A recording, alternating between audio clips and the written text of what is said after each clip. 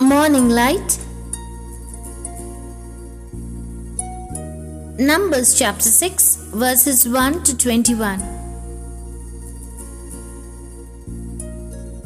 The Nazarite vow, part 15. Get up and walk.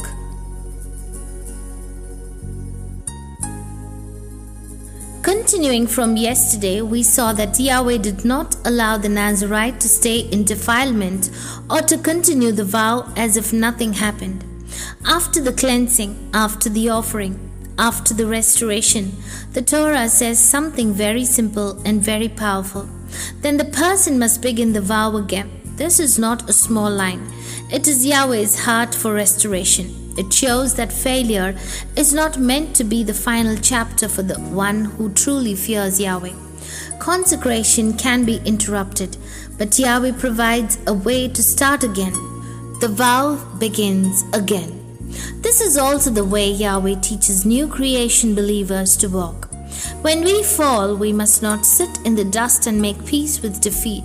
We must not hide in shame and let the conscience rot. Scripture does not glorify falling, but it does teach rising. Proverbs says, "A righteous man falls 7 times and rises again." The righteous man is not the one who never struggles. The righteous man is the one who does not stay down. He rises again because he fears Yahweh. He hates sin and he loves truth.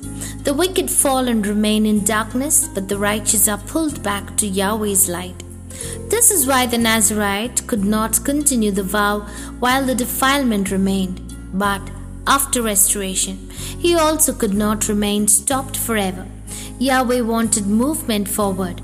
Yahweh wanted the vow to continue. In the same way, once repentance had been made, the cleansing has been received. We must begin again. This is not pretending. This is obedience. This is faith.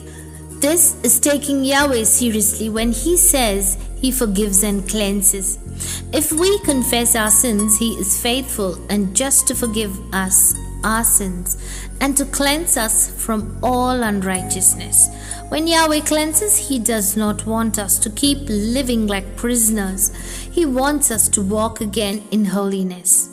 Paul explains this clearly. He says, "Forgetting those things which are behind and reaching forth unto those things which are before, I press towards the mark." Paul was not saying the past never mattered. He was saying the past cannot be the chain that keeps the feet from running. After confession and cleansing, we must not keep staring at failure as if failure is our identity. Our identity is in Christ, and Yahweh calls us forward. The enemy wants to whisper, "It is useless." Yahweh says, "Begin again." So what practical steps can we take to get up and run again after a fall? The first step is to come into the light quickly. Do not delay. Sin grows in the dark. But when it is brought into Yahweh's light through confession, it loses power. He that covereth his sin shall not prosper, but whoso confesseth and forsaketh them shall have mercy. Confession is not only words, it is agreement with Yahweh. It is saying, "This is sin. I do not excuse it. I turn from it." The second step is to truly forsake the sin. Repentance is not only feeling sorry, it is turning direction. Paul says we should put off the old man and put on the new man. That means removing the habit, removing the secret door, removing the supply line. If the fall came through the phone, set boundaries. If it came through friendships, change closeness. If it came through pride, choose humility. If it came through anger, choose silence and prayer before speaking. Repentance always has a practical cutting off. The third step is to renew the mind daily. Many of us fall again because the mind is still feeding on the same old food. Yahweh calls us to be transformed by the renewing of the mind. The renewal comes from the word of God. "Thy word have I hid in my heart, and I might not sin against thee."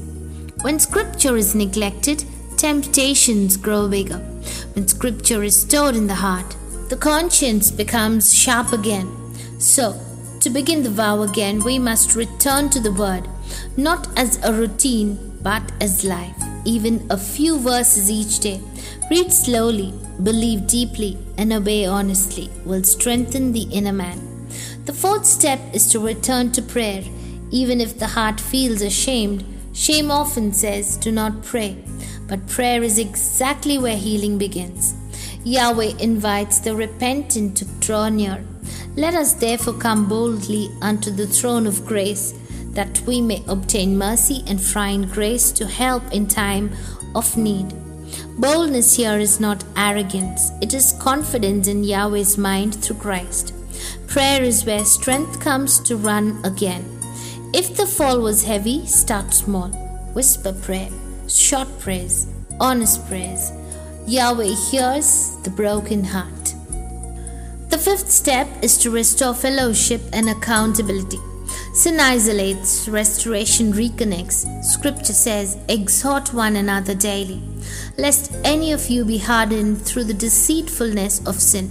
And again, confess your faults one to another and pray for one another, that ye may be healed. This does not mean sharing every detail with everyone. It means walking with those who fear Yahweh, who will pray, connect, and strengthen. When we stay alone, the enemy has more room. When we walk in fellowship, the light is stronger. The sixth step is to take up again the simple obedience that was neglected. Many times, a fall happens after long neglect. Neglect of prayer, neglect of word, neglect of serving, neglect of love of brethren. So, beginning again means doing the basic good Yahweh has commanded. James says, to him that knoweth to do good, and doeth it not, to him it is sin. So we begin again by doing the good we already know, forgiving, speaking truth, honoring parents, loving the brethren, helping the needy, keeping the tongue, being faithful in work, fleeing lust, and walking humbly. Obedience is not the payment for forgiveness. It is the fruit of a restored heart.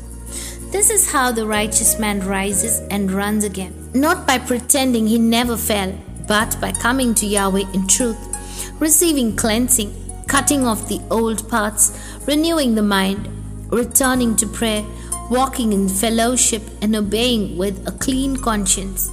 And when the fear rises, we remember Yahweh's promise. He which had begun a good work in you will perform it. Yahweh does not only call us, He sustains us. He strengthens those who seek Him. So, the Nazirite begins the vow again, and we restart our vow again. This is not a weak restart. This is a mercy of Yahweh calling us back into consecration. Yahweh's cleansing opens a new beginning. Today, we become the first day of a clean run again. Next, we will study the completion of the vow. We will look at how the Nazirite finishes the day of separation, what offerings are brought, and what it teaches us about finishing well in our walk with Yahweh. Prayer. O Father, thank you that you restored the repentant and give strength to rise again. Keep us from shame that hides and give us humility to confess and forsake sin quickly. Renew our minds by your word and revive our prayer life so we can run again with clean conscience. Give us wisdom to cut off the path that leads to falling and courage to walk in the light. Join us to faithful believers who will strengthen us and help us to obey the good we already know. May we not remain down, but rise as the righteous and walk in holiness until we finish our course. In Christ's name, Amen.